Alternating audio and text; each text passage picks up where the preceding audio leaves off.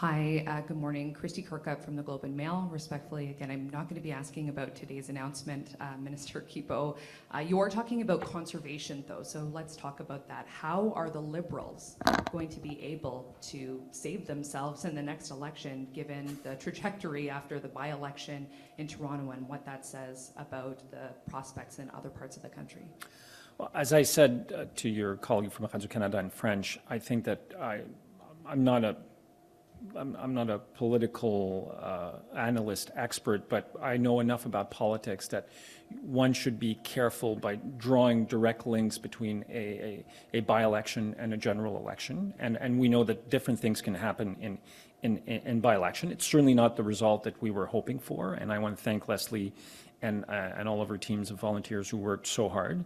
It's not what we were hoping in terms of result, but we have many months ahead of us to continue working to help Canadians and to support Canadians, and I continue to believe that we can do that to get to a result that will be one that we hope for in the next election.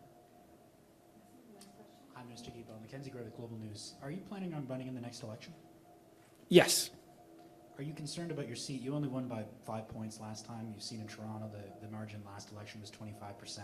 Are you worried about being able to get your seat back in a relatively close riding? As you probably know, my seat hadn't been Liberal until 2019 for about 30 years.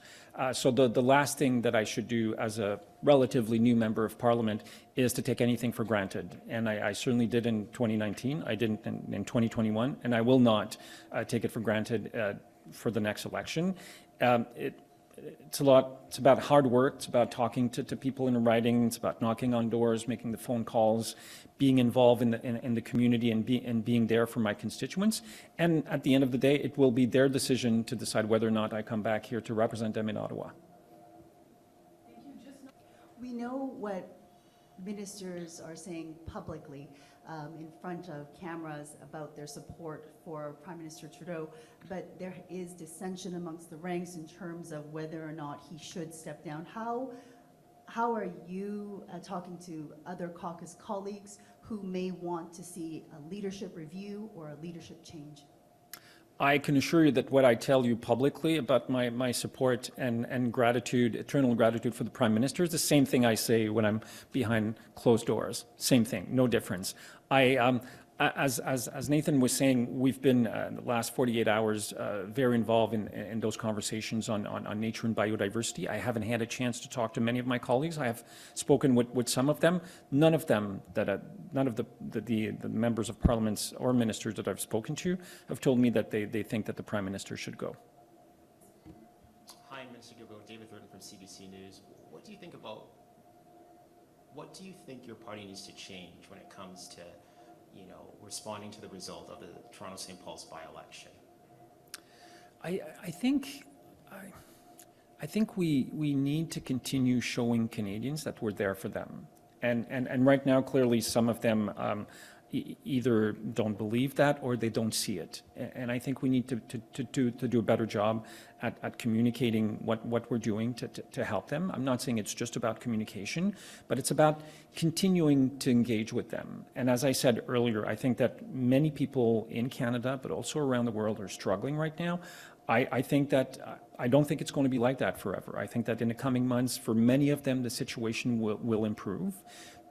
Partly because of things we're doing. It's not just us, but we're working with many of our partners in provinces and territories and municipalities to see how, certainly when we're looking at housing, for example, but the dental plan. And I think the more Canadians can see the benefits of what we're doing and how we're working for them, the more the situation could change. Next question, Judy Trin with CTV News. Minister Guilbeaut, the Prime Minister and other ministers have said that you are prepared to listen to Canadians and that you are learning from this by-election loss. In regards to listening, the majority of provinces are against the carbon tax. And is this something that is going to be under consideration for your government to roll it back and hit pause all across Canada, given that you've already done it in Atlantic Canada, given that you are not going to penalize individuals in Saskatchewan for not paying the tax?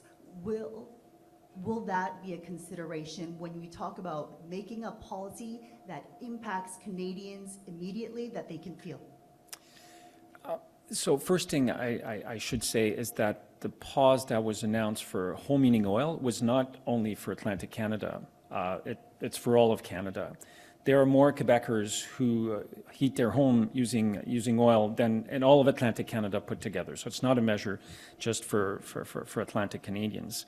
But the reality, and that's been confirmed by the Parliamentary Budget Officer on a number of occasions, it's been confirmed by more than 400 economists, including Nobel laureates, is that where the federal carbon pricing system applies in Canada, families get more money back than what they pay. 8 out of 10 families get more money back than what they pay. So if we were to take this away, we would literally be taking money away from 8 out of 10 families at a time when many of them are struggling. So we won't do that. And the opposition that we're seeing by some provinces to carbon pricing is political. It's not based on facts. And I've yet to see a piece of analysis other than slogans by Pierre Poilievre or others that proves that 8 out of 10 families aren't better off, and they are. But the reality is, the truth of that is that once you include the economic impact, 6 out of 10 Canadians are worse off. Is that not correct, Mr. Drew? When we include the economic impact of the fuel charge and the output-based pricing system, it's true that the majority of households are worse off. Carbon tax to or clean fuel standard will only make it more expensive, correct? According to the estimates that we received, they indicated a negative economic impact and a negative impact on households' income. Okay, so it make Canadians poorer. And there is no rebate on this carbon tax too, correct? Yes, that is correct. But the reality, and that's been confirmed by the Parliamentary Budget Officer on a number of occasions, it's been confirmed by more than 400 economists, including Nobel laureates, is that where the federal carbon pricing system applies in Canada, families get more money back than what they pay. 8 out of 10 families get more money back than what they pay.